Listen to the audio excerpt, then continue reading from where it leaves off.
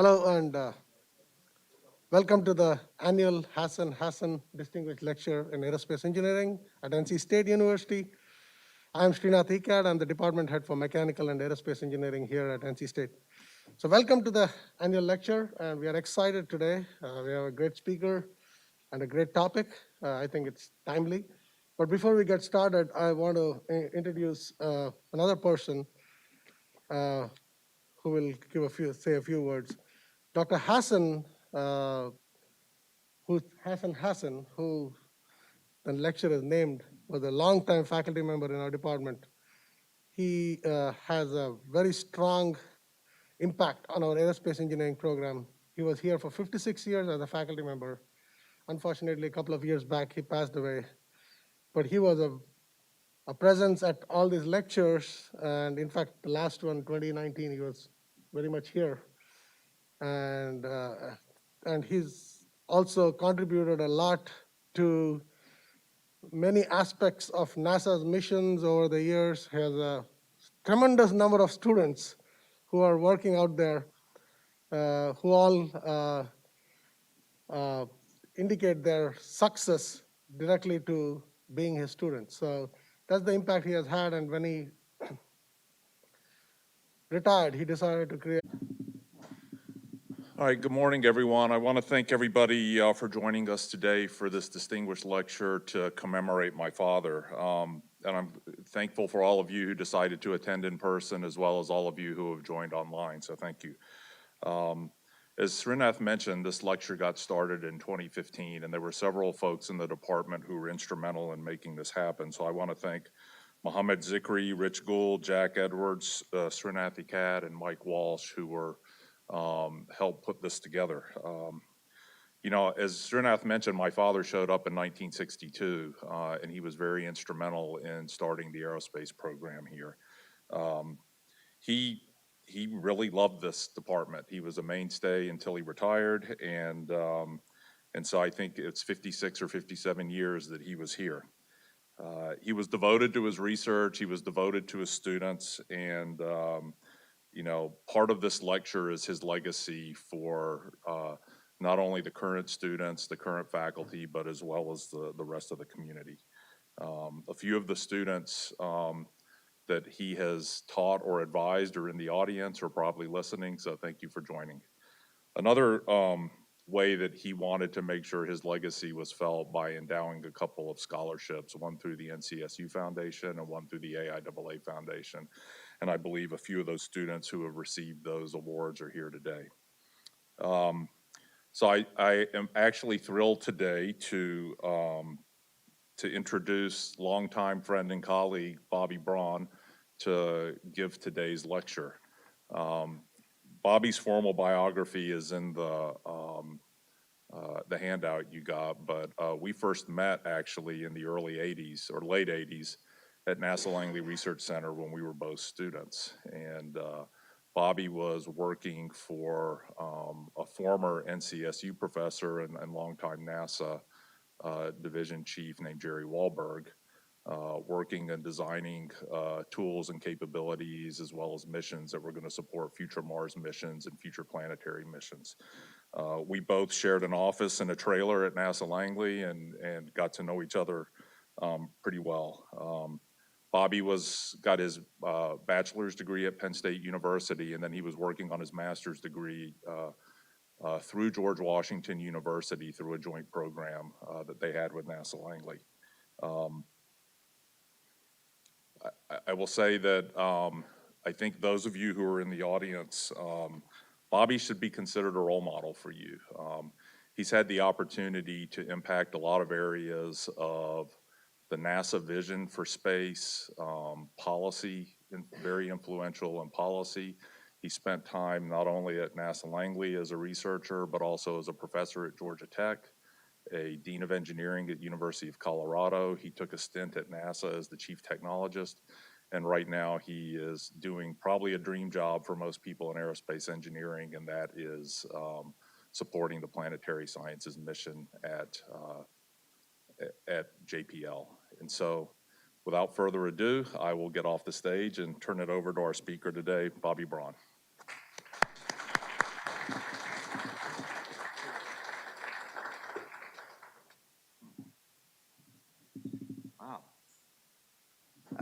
Thank you for that wonderful introduction, Basil. Appreciate it.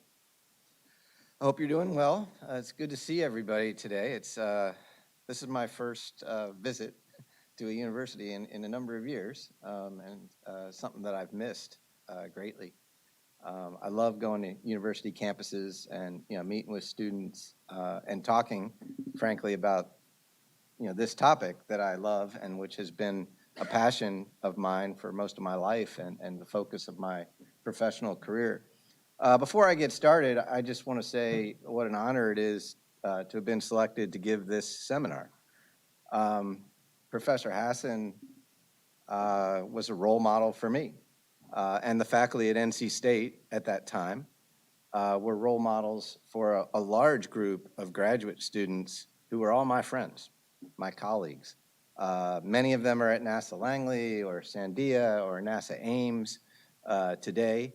And this group of students, which was centered at NC State, it's probably on the order of 20 or 30 graduate students that are all roughly my age. So in the 80s, we were all, 20-something, and are now in their 50s and have contributed to really grow the aerothermodynamics community at NASA, in the Air Force, and for our country, basically. And NC State should be very proud of that aerothermodynamics focus that it grew over over those many decades, because the contributions of that group of faculty and through that faculty group of students, who I was only tangentially, a part of. I went to a different university, and I was a friend, basically, for these students. I didn't work in that field directly.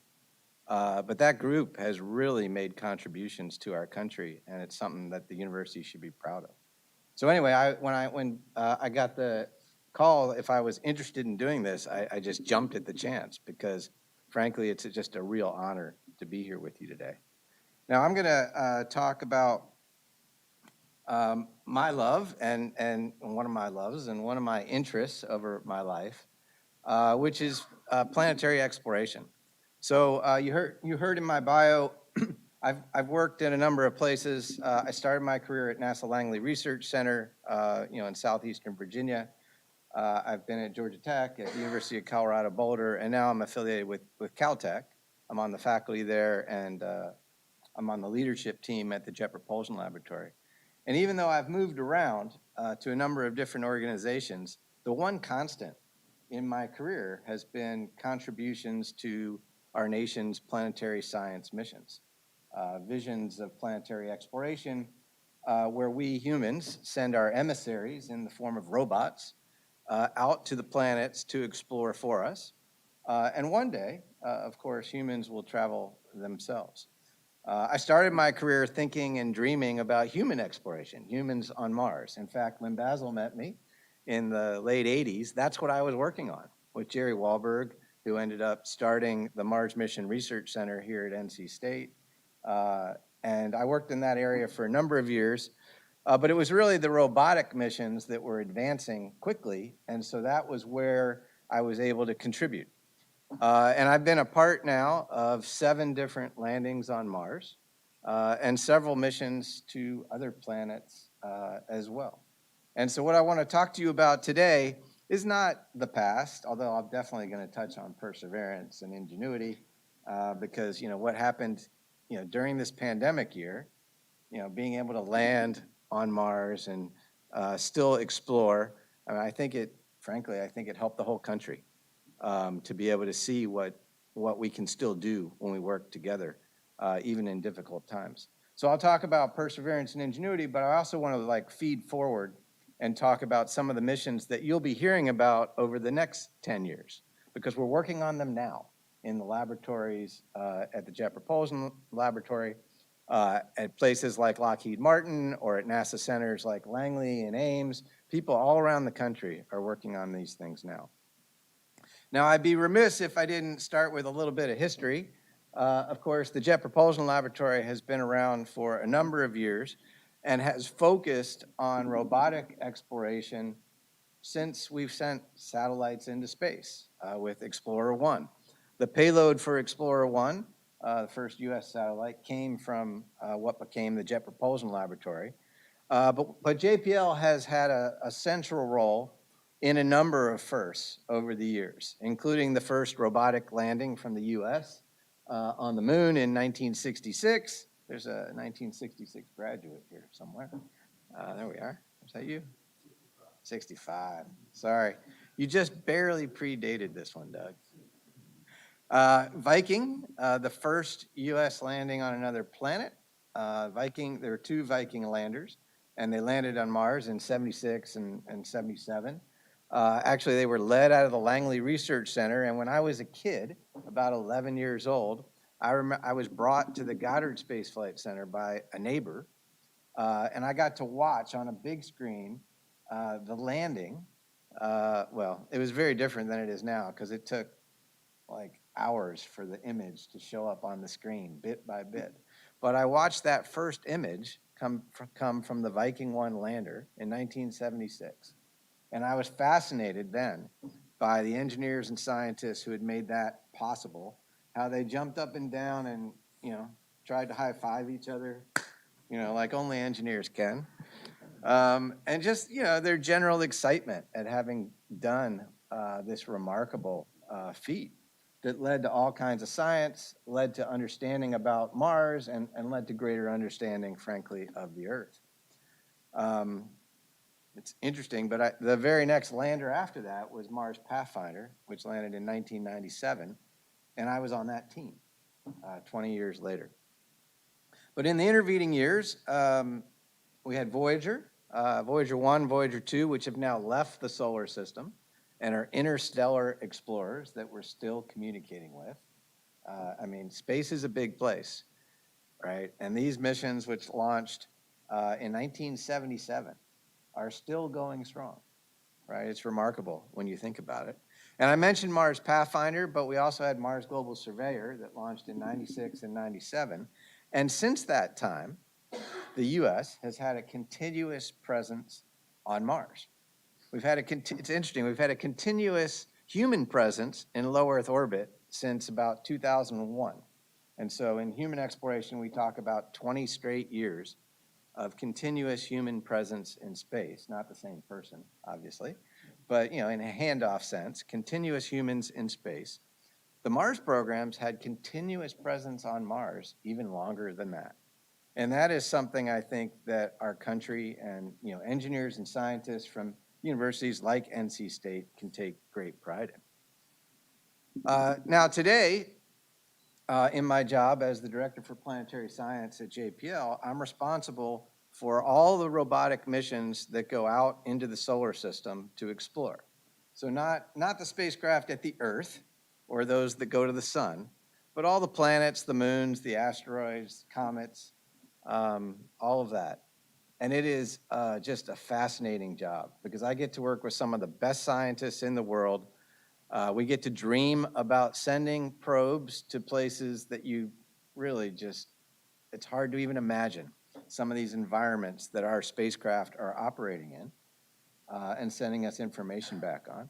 And we get to make these machines that do first-of-a-kind, one-of-a-kind things, like the Perseverance rover that we'll talk a little bit about today that's exploring Mars right now, or the idea of flying a helicopter not just on Mars, but on Titan, which the Applied Physics Lab is working on this. It's a moon of Saturn, or exploring the oceans beneath the ice-encrusted world of Europa, a moon of Jupiter, right? And while we're working on all these missions, we're operating a whole series of spacecraft that previously, in decades before us, were dreamed about, built, launched, and are now in operations at Mars, at Jupiter, and elsewhere. So today at JPL, we have these missions over here to my right that are in operations, and we have these missions to my left that we're operating, that are in development today. So that we're building and getting ready to launch. And I'm going to focus largely on Perseverance, which launched in 2020 and landed in 2021 in the midst of our global pandemic. And then I'll talk a little bit about these future missions and in particular, Mars sample return, which has been a focus of mine for several decades. So another way to think about this is we have these missions in operations. This is just a list of them. Missions in operations with their launch date, and a whole series of missions in development at JPL.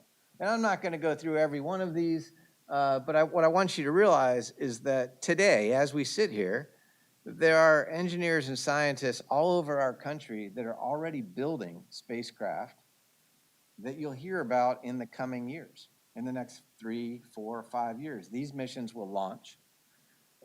And for students that are here, I'll say these are things that you could be a part of.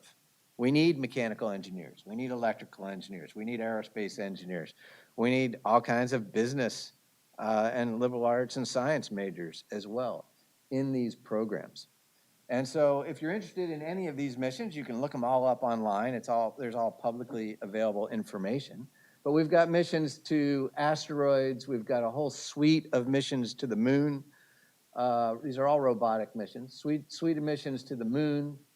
Europa, I will talk a little bit more about. We've got some Mars missions in here. And towards the bottom, at the end of this decade, we've got a whole series of missions that the United States is going to be sending to Venus, a very different planet, right, than Mars. In fact, what we know about the inner solar system, the rocky planets, from Mercury out through Mars, is that at one point in time, these worlds, 3.5 to 4 billion years ago, were all somewhat similar. They were all warm, somewhat wet planets. And of course, they've diverged in their history greatly.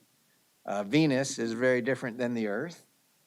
Mars is very different than the Earth. And in some ways, Venus and Mars bookend the Earth. I'm very happy that we're all here on the Earth, by the way. While I study all the planets, I have to, except the Earth, I have to admit that the Earth is still my favorite planet because it contains all the things we need to live and all the people that I love, frankly. When we study Mars or when we study Venus, what we're really doing is we're understanding how that world changed over time, but we're also understanding how the Earth changed over time. We can learn about the Earth's past on Mars because it hasn't had tectonic history, for instance, that has altered the crust like it has here on the Earth. So ancient history on the Earth has largely been wiped away. But that's not true when you study Mars. We can learn about our potential future with greenhouse gas runaway by studying Venus. And so NASA's interest in Venus is prevalent in our plans going forward. This just presents the same information on a timeline to give you a sense that we are continuously exploring the planets, and for good reason, right? I want the Earth to stay habitable. I like living here. I'm sure you do as well. And I want to learn about more and more about our world, our home, where we came from, where we may be going. And those are big questions that we can only address through planetary exploration. So let me focus in on Perseverance. The Perseverance mission, I should mention, people that worked on this, and there are literally thousands of people across the country who worked on this rover. You probably can't tell from the image, but this rover is the size of a car. Okay, it's nuclear powered. And on its arm here, it contains instruments that are roughly the size of one of the MER rovers, Spirit and Opportunity, that we sent to Mars back in the 2004 timeframe is when they landed. So you probably know that Spirit and Opportunity lived on Mars for quite a long time and explored a great deal of the Mars surface. But imagine that entire rover being placed on the tip of an arm that is now being manipulated autonomously and being driven, by the way, autonomously, largely autonomously, doing amazing science. That's what Perseverance was built to do over about a 7-year period here on the Earth. And that's what it was planned to launch a long time ago, planned to launch in 2020. But of course, that plan was put in place before there was the global pandemic. And so in March or so, when the pandemic was coming, we had a huge decision to make. Our launch window, which comes around once every 26 months, was opening in late June of 2020, and yet the world was shutting down. We were all being sent home. Now, when you're working on a project like this, there are certainly things that you can do from home. We've all learned that we can work from home and we can study from home and these kinds of things. But when you're building a spacecraft and you're putting it on top of a launch vehicle, the team has to get together, right? They have to get together in the clean room at JPL to test the hardware, and they have to get together in Florida, where the vehicle launched from, to get to put the hardware together, basically, and to make it work. And so JPL took extraordinary measures in that time frame to meet our launch date. And to be honest with you, there were days where I didn't think we were going to make it. And there were days where we thought, we're going to miss our launch window and have to wait 26 months and spend more money, by the way, to make this thing happen. But the team really buckled down.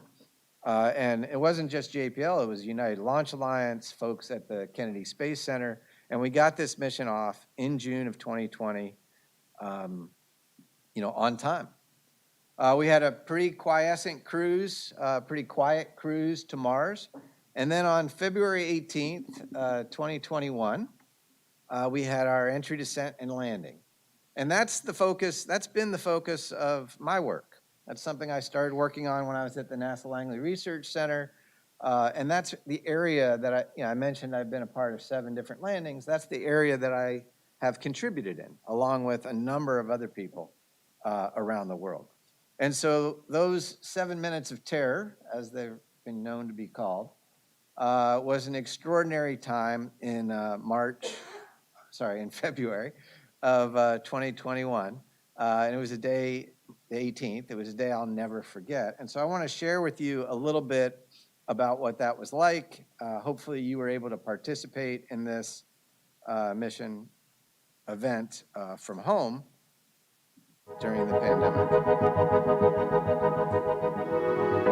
Propulsion, go. EDL phase lead, go. We have deemed Perseverance ready to execute entry, descent, and landing on her own. Confirmation of entry interface. Perseverance is currently going 5.3 kilometers per second, about 120 kilometers from the surface of Mars. It will start controlling its path to the landing target. Parachute has deployed and we are seeing significant deceleration.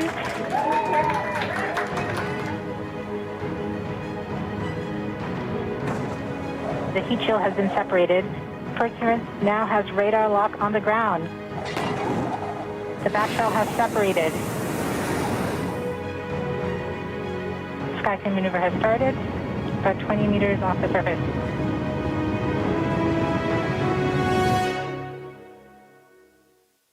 Tango Delta, nominal. Touchdown confirmed. Perseverance safely on the surface of Mars, ready to begin seeking the sands of past life.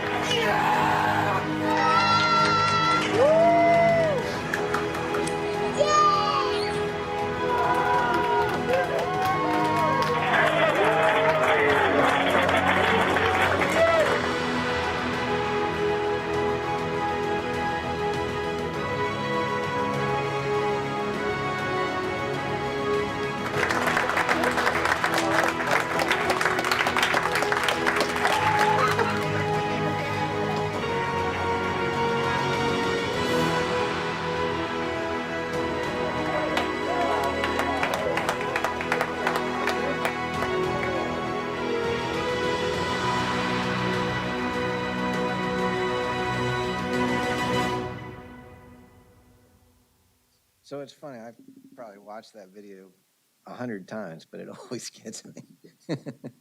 And the reason it does is, I know all those people. And I know what they went through. Sorry, there you go. I know what they went through. And they're all heroes, frankly, every one of them. Every single one of those thousands of people that contributed to that moment. And what they sacrificed, or potentially what they risked, during the global pandemic to come to work every day and to make that happen. It was a scary time for everybody. The other reason it gets me, to be honest, is that, that's the role that I had on Mars Pathfinder back in 1997. And now when I look into that control room, it's a lot of my students or a lot of my younger colleagues that I've met over the years, and many of whom I've mentored in one way or another, that are actually in those same roles that I was in, 20 years ago. It certainly was a fantastic day for JPL, for our nation, for the world. I think it, you can see from, President of the United States was watching, right, live. He called the team shortly after we landed and gave us his personal congratulations. There have been all kinds of, congratulatory calls that have come in from around the world. President of France, there's a major instrument that comes from France, and the President of France called as well that same day. And you can see the way the newspapers reacted. Cities were lit in red in celebration. This is Pasadena Town Hall. You can see Cleveland there, New York City in the video. It was a remarkable accomplishment and one that I'll frankly always remember. But there's more to come. There's more to come. Before I leave Perseverance, let me just talk a little bit about it from a technology standpoint. So Perseverance was going to a place that frankly we couldn't have landed in just a few years previously. We didn't have the capability, and we certainly wouldn't have risked such a big system. So we've been sending probes to Mars for a while, but we tend to send them to places where we can land safely, right? If you want to explore, you've got to land. You get no science otherwise. But places where you can land safely tend not to be that scientifically interesting, right? Do you really want to do scientific exploration of a large parking lot? Probably not. It's going to look pretty homogeneous. What you really want to do is land, in a small crater, with a huge crater rim, with maybe a mountain in the middle and big boulders around. All those things are landing hazards. So what is shown on this image in the upper left there is a map that Perseverance carried with it as it descended to the surface. The red colored areas are danger areas, places we did not want to land. Now, I'm not saying that in every one of those red spots, it wasn't certain death, right, for the lander, but it was a high-risk place to land where we could have lost the lander. And so the goal was to go to this region and land in the bluer spaces, even though we had no idea precisely where we would be coming down. We knew we'd be somewhere in this frame, but we'd be all the way on the right or all the way on the left, the top, the bottom. That was unknown on the day that we were flying through the atmosphere where there's no coming back, right? Once we launched, we were going to land. We were going to hit Mars one way or the other. And so as the vehicle descended, you heard in the video them call out terrain relative navigation. And we had some cameras on board, and they took on board autonomously, it took images of the surface, and it mapped the features in those images to our map. And as we descended on the parachute, it got a measure of the velocity as it's moving over those features. So it knew where it was, and it knew where it was traveling, velocity-wise, and it found the closest safe zone. And then on board, it did a propulsive maneuver called a divert maneuver to move to that safe zone. And you can see it as it was coming down in the higher resolution on the right here. And you can see it picked that blue spot, which, by the way, after the fact, we determined was mathematically the correct place for it to have chosen. But during the landing itself, we here on the Earth had no control over this. We didn't know which of these blue areas it was going to end up landing in. It's the first time we've sent a probe to Mars where we didn't have a bullseye that we were aiming for. We let the vehicle autonomously determine its own bullseye in flight. And to me, that's remarkable, right? And we do that kind of stuff on the Earth, right? When you're driving around with your phone and your GPS, you're making decisions about traffic and do I go to the right because it's a shorter route or what have you. That's basically what Perseverance did on its own on the way down to Mars. We also carried the first in situ resource utilization experiment on board Perseverance. We made oxygen on Mars for the first time, right? We made it in a small quantity, and we're making it still today at different intervals as the mission moves forward. But we made oxygen on Mars. And of course, humans need oxygen to breathe.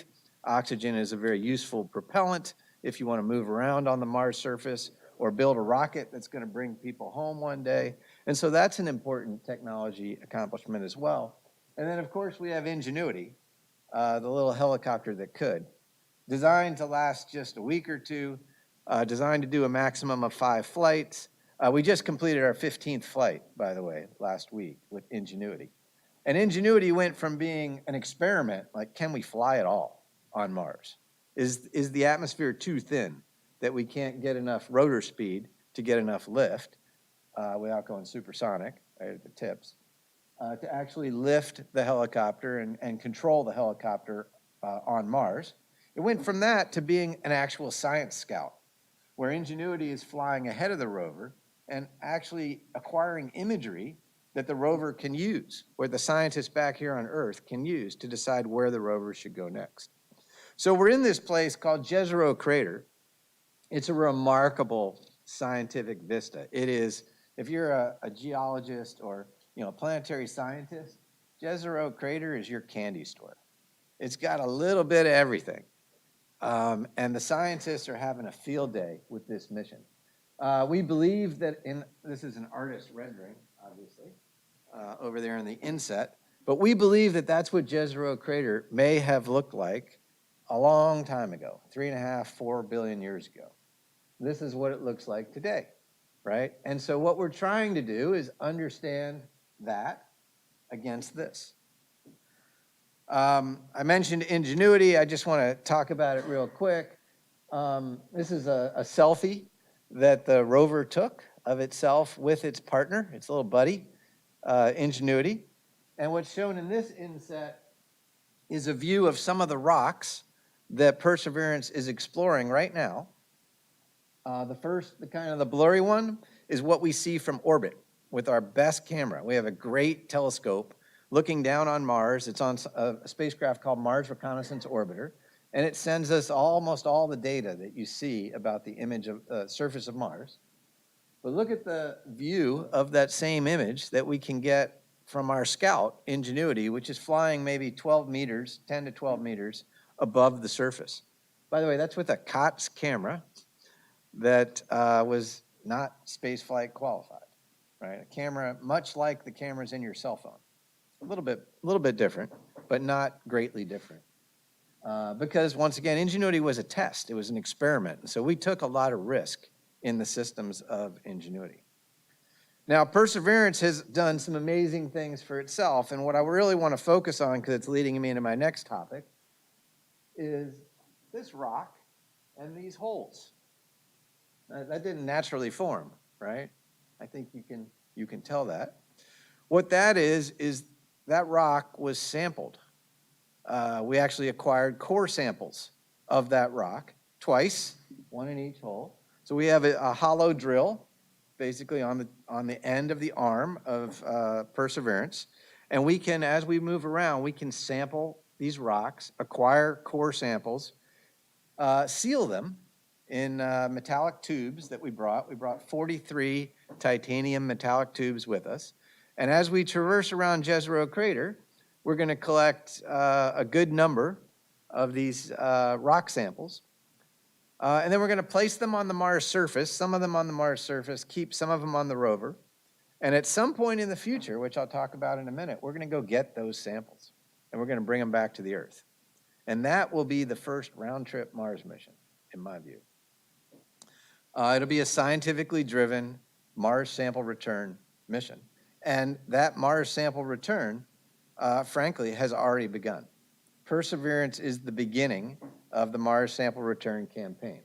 So here's that rock, Rocher, that we've sampled. This is an image of one of our 2 sample tubes that we took on, Sol means day, by the way. A day on Mars is 24.6 Earth hours. So we use a different term than a day. All right, so it's Sol 190 and Sol 196 where we acquired these two samples. This is a close-up view of those samples, and so you can see a little bit of the crystalline structure and a little bit of the composition of these intact samples. Each sample, by the way, is roughly the size of a piece of chalk. That's just something that I thought you'd be interested in. And then we seal the sample tubes themselves for eventual pickup. Now, how will they be picked up? So at the same time, Perseverance, by the way, is going to traverse across the surface probably for the next 5 years, at least. I mean, Curiosity's been going since 2012, and it's still going strong today. Perseverance is an improved version of its older sister, Curiosity.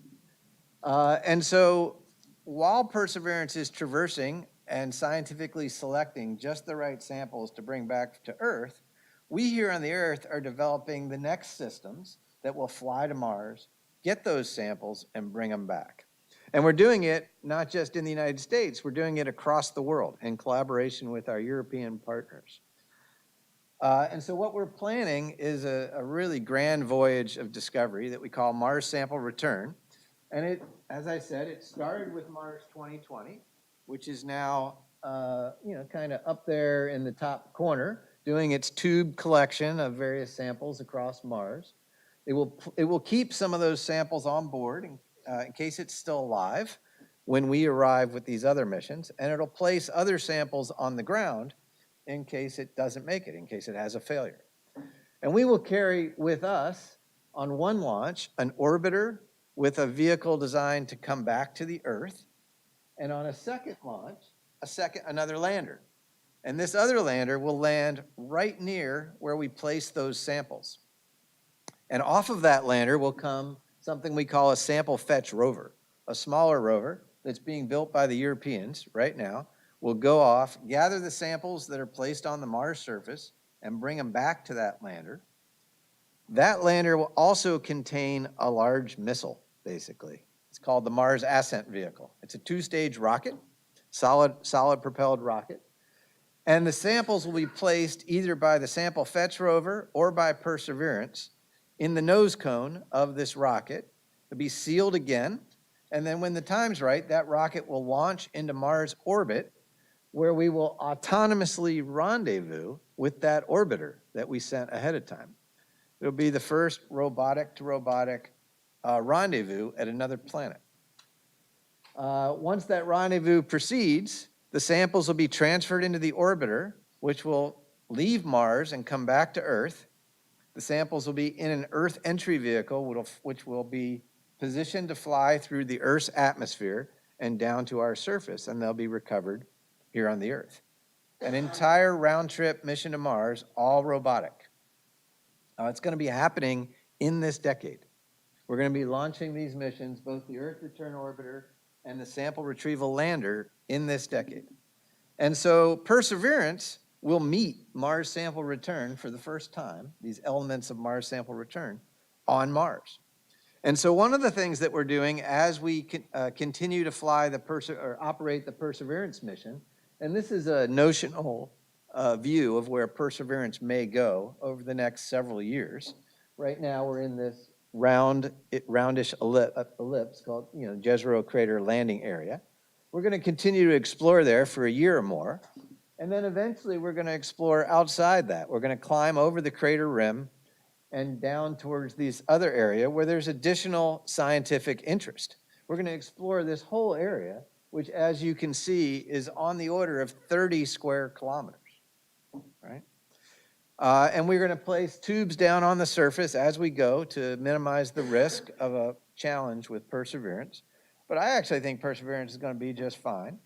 And we will land somewhere along a place like this where Perseverance has traveled that is also safe for landing, and Perseverance can come back and meet us.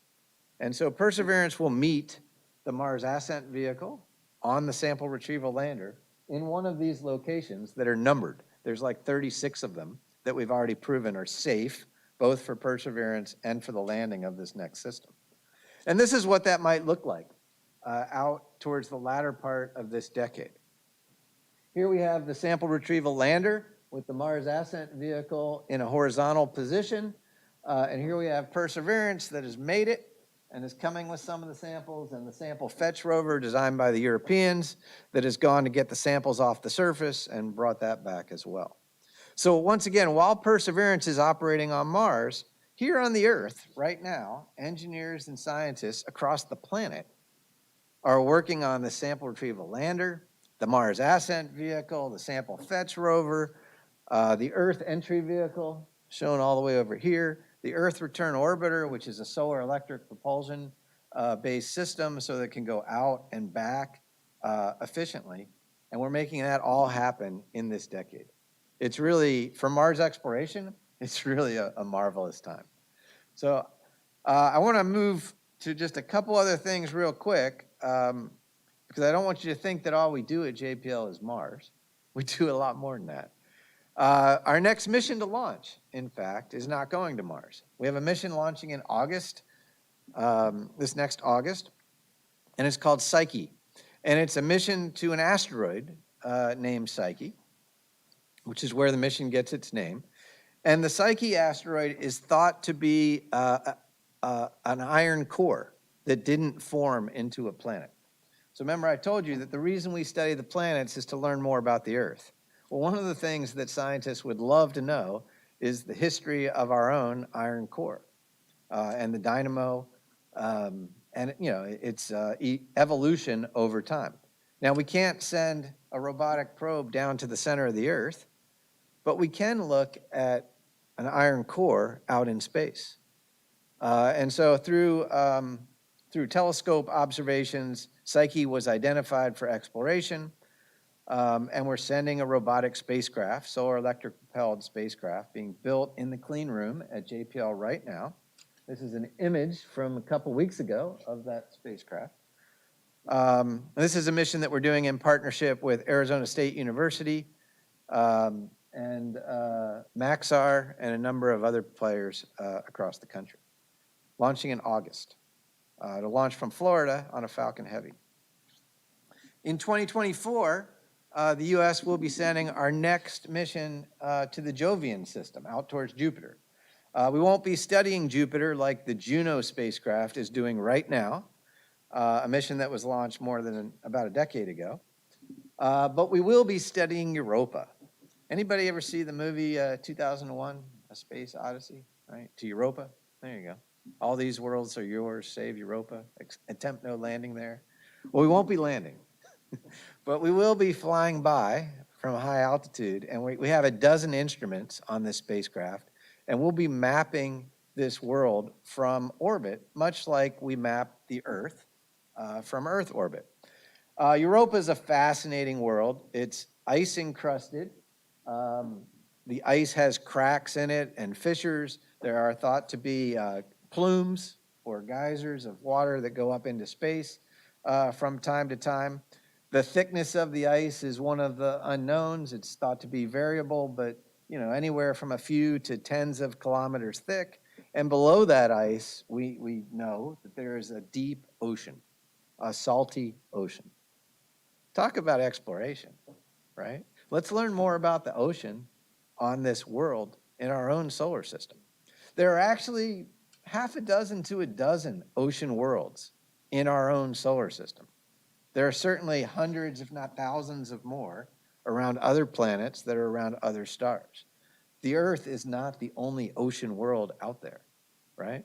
So one of the ways we can learn more about the Earth and its evolution is to study Europa, an ocean world. And right now in the laboratories at JPL, at the Applied Physics Lab, at Goddard Space Flight Center, and at industry sites around the country, hardware is being produced for this mission. And so this is just a smattering of some of the hardware, some of the instruments and other hardware that's coming together now. This mission will be launching in 2024 to Europa.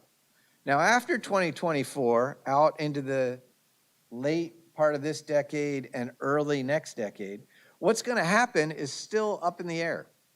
And actually, if you're a student here at NC State, this is probably a time frame that you care about, right? This is a time frame where you could make a contribution. The reason I say it's up in the air is because one of the things I love about planetary science or any kind of space science is that the community gets together once a decade and they make a wish list. And it's a prioritized wish list of the things they want to do in that decade. All the planetary scientists provide inputs, they write white papers, they argue amongst themselves about why going here is a better idea than going there, and the scientific discoveries of potentially of one mission over another. And then there's a scientific community committee that integrates all that input and comes out with a set of priorities. And that next set of priorities is going to be published by the National Academies in March of 2022. And that report will set the direction for planetary science, in this next decade, going out into the 2030s. Now, there are a number of missions that are vying for position, you might say, in this report. And really, the top missions, what they're vying for is who's first, who's going to go first, and who's going to go second. They're all going to happen because they're that good of missions. And so some of the missions that are being discussed by the decadal survey, I just don't know the dates yet because I don't know the priority, right? But some of the missions include an orbiter to go look at some of the gas giants like Uranus or Neptune. You know, the gas giants are the sentinels of our solar system. They're thought to be, well, they are remnants that preserve the history of the very early solar system. So if we want to know how Earth formed in our own solar system, studying the giant planets is the way to do that. And so an orbiter to either Uranus or Neptune, perhaps with a probe to sample the atmosphere and fly down through the gas giants themselves, is something that's on the docket, something that's being considered. Another thing that's being considered is to follow up on some of the orbital observations by going to the surface on one of the half dozen of ocean worlds in our own solar system. So this could be Europa, Enceladus, Ganymede. They tend to be the moons of the giant planets. They tend to be, by the way, these moons are roughly the size of the Earth. They're not small moons because everything in the giant planet system is giant. And so, for instance, if we were to go to Europa, we would follow up on the Europa Clipper orbital observations by actually landing on that ice-encrusted world and digging into that surface, doing some astrobiology science, looking for signs of life or organics on the surface of Europa, or Enceladus, where there are plumes of water blasting into space from the South Pole nearly continuously. So I wanted to talk about these not because I know when they're going to happen, but I do know they're going to happen. And I do know that students from NC State or universities around the country have the opportunity, if you choose, to contribute to these kinds of missions. And also to be a part of some of the most amazing teams that I've ever had the honor of being associated with. So the people that make this happen, I mean, to be honest, it's not me, okay? I get to stand here and talk to you today, but it's the thousands of people, engineers and scientists, that are working from home or working part-time on the lab or working in their university environment all across the country that are working together, collaborating to make these missions come together. It takes scientists, it takes engineers, it takes all kinds of people to do these kinds of things. And this is, by the way, just a smattering of some of the people that I work with that have made Perseverance possible. But this is the way we're doing all of our systems right now in this time frame. We do go to the lab, of course, to build hardware and to test hardware. But there's a lot of remote work. And it actually, in some ways, the remote work has enabled people from across the country to do things that they wouldn't have otherwise done because you had to go on travel or something like that. The last point I want to make before I take some questions is that we've been thinking long and hard about what is JPL's role in our world. And of course, JPL's role is to do the first of a kind, one of a kind missions. That's always been our culture. That's what JPL is known for. We are the premier space science organization, not just in the United States, but in the world. But focusing on the what you do is not who you are. And it's certainly not who you want to be or who you want to inspire. And so at JPL, we've set a goal that we want to inspire the world. We don't want to inspire just the people who we happen to look like now. We want to inspire the world to join us because we know through our own experience that diverse teams are the best teams. And so not only can we achieve these fantastic missions, but you know what? We can be a leader in STEM. We can lead others to a more diverse and inclusive and even equitable future. And it's something that the lab is very serious about. So you will be hearing more about this over time because JPL is focused on this and rolling out plans, diversity, equity, and inclusion plans that engage all of our partners across the country. Whether it's a university partner or industry partner, JPL can drive change, and we intend to. So with that, I want to say thank you for your time. I really appreciate, once again, the opportunity to be here and speak with you, and I'm happy to take any questions you might have. Thank you very much.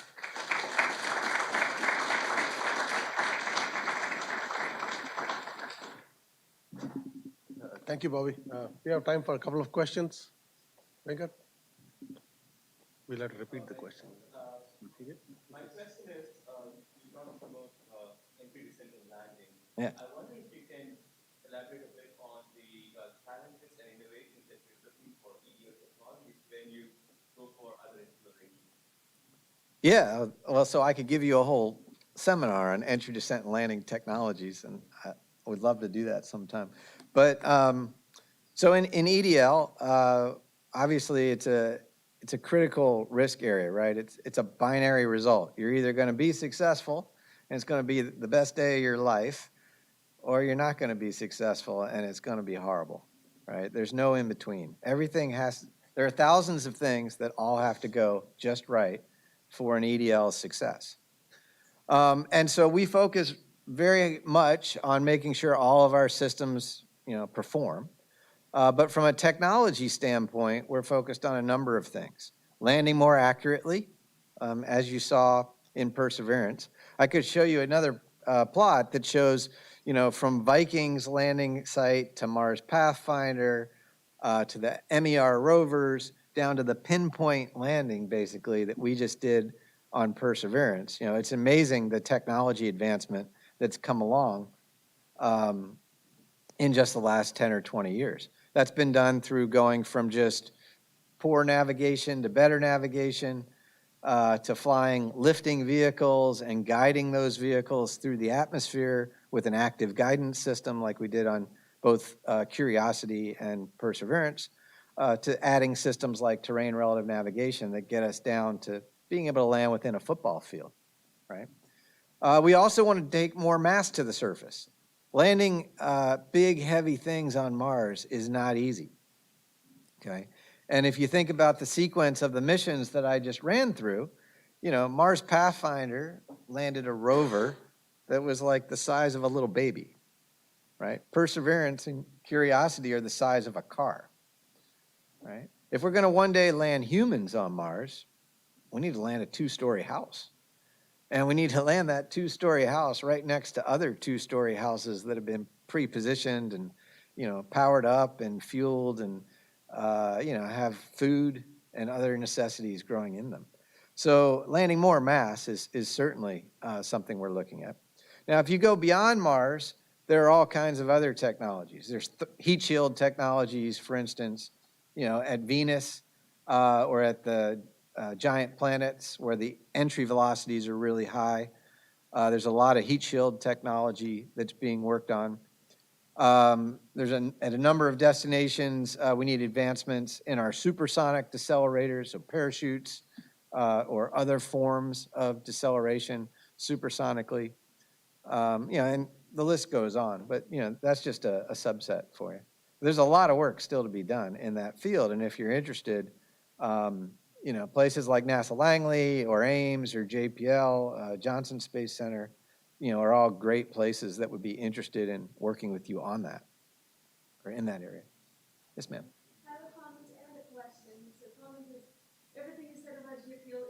too. I'm one of the interns who worked on Perseverance. I'm from 2000. Good for you. JPL since 2017. I know my heart skipped a beat when that landed. I worked on Mars sample return. And the question is, there are technologies that you send to Mars. They're all started as low TRL and high risk. What is the trajectory for them to get them to the technology readiness level for a space mission? Say I have a very revolutionary idea, and obviously it's high risk and low TRL, and I need to get it to TRL 10 in order for me to send it to Mars. So how many years and how many people you need to sell it to? What is the trajectory of that? Okay, so I'm supposed to repeat the question. So the question has to do with technology advancement and how do we advance ideas from, revolutionary ideas, from concept all the way to flight. First of all, thank you for your efforts at JPL. Appreciate that. So there's not like a straightforward process that's written down that you just follow step 1, follow step 2, follow step 3, and then all of a sudden your technology is flying in a space mission. But we do have the technology readiness scale that you referred to. And so very often there will be early stage ideas, very low technology readiness level ideas, and they get seed funding. And they're really just ideas. And the people working on them, of course, think that they're ready to fly right away. But they're not. They're brilliant ideas, and they're gonna make a difference on a mission one day. And so they go kind of from analysis space, if you will, and design space into testing, usually ground-based testing. Oftentimes they'll be flight tested, maybe on a sounding rocket, dropped out of a helicopter. Depends a little bit what the technology is. Maybe they'll be in a zero-G flight if they have to get tested in space. They could be launched to the space station and fly in low Earth orbit. And then once they're proven in a relevant environment, then they're ready to be infused in a mission. And so, for example, I could take the TRN, the technology, the Terrain Relative Navigation System that we just flew on Perseverance. That's something that we've been doing on the Earth for many decades, frankly. It's something that had been proposed that we would do on Mars. I can imagine that, I'm pretty sure that I wrote a paper at least 20 years ago that talked about our ability to one day do this. But just because I wrote a paper didn't mean it was ready to go. And so in that time, TRN went through all those steps. They went through all kinds of simulation analysis. They actually proved themselves flying over simulated Mars terrain from a helicopter that was dropping as fast as Perseverance is dropping to the surface in that video I showed you during the landing. And then they needed a scientific pull also. And so it wasn't necessary to do TRN on Curiosity for the science that we wanted to do, but it was necessary for the Perseverance science. And so the technology was mature. There was a scientific reason to do it, and so it made it onto the flight, as an example. And there are a number of things like that have gone that way. Now, in my field in entry, descent, and landing, one of the things that I've enjoyed the most is working with students. And what I do is I work with them at Georgia Tech or at CU Boulder and now at Caltech in my lab. And what we're working on are those technologies, those ideas about the future of entry, descent, and landing. None of my students' work, when it's published in a journal article or in a PhD dissertation, none of that is ready for flight that day. But those same students go to work at JPL, or they go to work at Langley or Ames. And guess what? Within 5 or 10 years, they take that work and they fly it on a mission because they know all about it. They're up the learning curve, and then they can infuse that technology into the mission. And so for me, at least, it's been remarkable to get to work with these students and watch that TRL progression through their eyes. If you're a student out there, what you're doing in university today, it may not fly on a space mission today, but it will fly. If it's a good idea, it will fly in your lifetime. And you can be a part of that. And it's, there's nothing better than that. Thank you for your question. Yeah, one more. Bob? Using a rotorcraft on Mars has some interesting possibilities also. And you mentioned it was a very low pressure atmosphere. Can you tell us more details about how the rotor was designed? Yeah. To enable that kind of a rotorcraft to work? Also, somewhat related, would you consider a wing flapper configuration? I know that you have. Very nicely at those more comfortable. You're right, you're right. Okay, so questions about Ingenuity and the rotor design and its operation in the very low pressure environment on Mars. And thank you for that question. I love talking about Ingenuity because it's such a marvelous success story, right? It was totally an experiment. It was something that was added very late to Perseverance. It's relatively low cost. And it's just been remarkable, and it's proven itself not just from a technology standpoint, but it's actually proven itself as a science scout. So now all the scientists are rooting for it. And before I answer your question directly, I will say we're now working on future rotorcraft that will do much more significant flying on Mars and elsewhere in the solar system than Ingenuity in terms of duration, in terms of the payload that it's able to carry, scientifically and that sort of thing. So getting to Ingenuity itself, it's a remarkable system. It's, very, very small, very lightweight. But the challenge, of course, is, even for a few kilograms, is getting that few kilograms up in the very thin Mars atmosphere, the very low density of Mars. Mars, on the surface of Mars, roughly speaking, the atmospheric conditions are equivalent to about 100,000 feet here on the Earth. And as you know, there aren't very many, there are no airplanes flying in a stable state at 100,000 feet here on the Earth. And so what we had to do is not just build a lightweight drone that could survive the space environment, launch through radiation in space, the landing, and the very cold environment on Mars, but we had to design a system that could fly and operate, like a helicopter. And so for us, what that translated into is being able to spin the rotors at about 5 to 6 times. We've actually increased it as the density has been dropping on Mars, 5 to 8 times what a typical drone rotor spins at. So we're spinning right now at about 2,800 RPM, okay?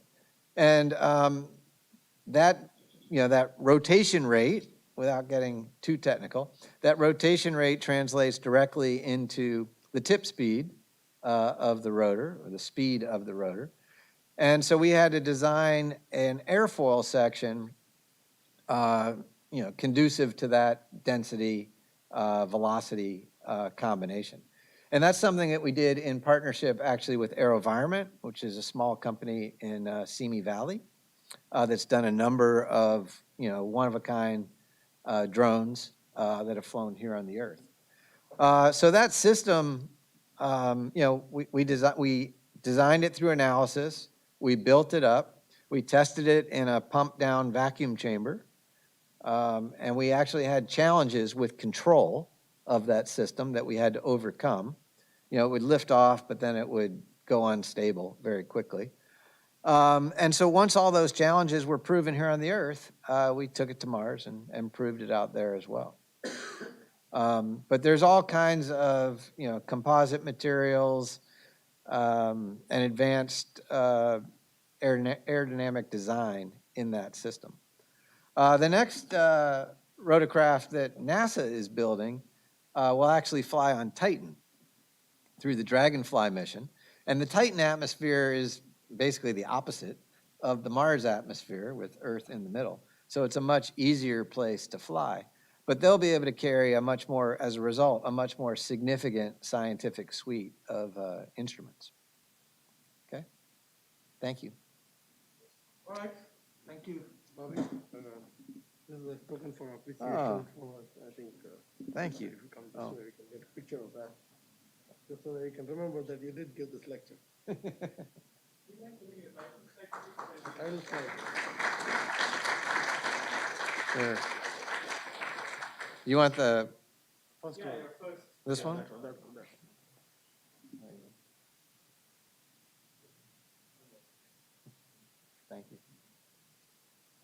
Thank you all very much. I appreciate your attendance, and I appreciate all this university has done for all of us at NASA and in planetary science. Thank you very much.